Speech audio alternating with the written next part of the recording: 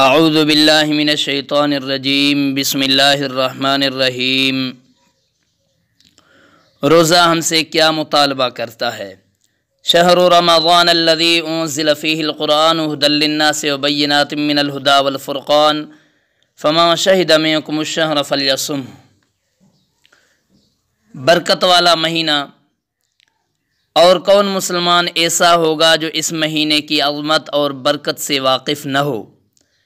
اللہ تعالیٰ نے یہ مہینہ اپنی عبادت کے لیے بنایا ہے، اور نہ معلوم کیا کیا رحمتیں اللہ تعالیٰ اس مہینے میں اپنے بندوں کی طرف مبذول فرماتے ہیں۔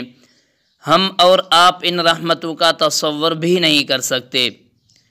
اس مہینے کے اندر بعض اعمال ایسے ہیں جن کو ہر مسلمان جانتا ہے اور اس پر عمل بھی کرتا ہے۔ مثلا اس ماہ میں روزے فرض ہیں۔ الحمدللہ مسلمانوں کو روزہ رکھنے کی توفیق ہو جاتی ہے، اور تراویح کے بارے میں بھی معلوم ہے کہ یہ سنت ہے، اور مسلمانوں کو اس میں شرکت کی سعادت حاصل ہو جاتی ہے۔ لیکن اس وقت ایک اور پہلو کی طرف توجہ دلانا چاہتا ہوں۔ عام طور پر یہ سمجھا جاتا ہے کہ رمضان المبارک کی خصوصیت صرف یہ ہے کہ اس میں روزے رکھے جاتے ہیں اور رات کے وقت تراویح پڑھی جاتی ہیں، اور بس، اس کے علاوہ اور کوئی خصوصیت نہیں۔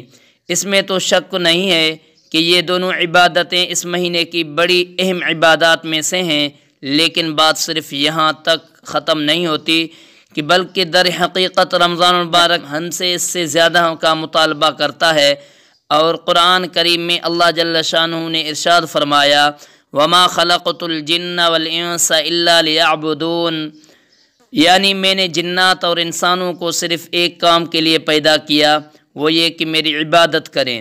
اس آیت کریمہ میں اللہ تعالیٰ نے انسان کی تخلیق کا بنیادی مقصد یہ بتایا کہ وہ اللہ تعالیٰ کی عبادت کرے۔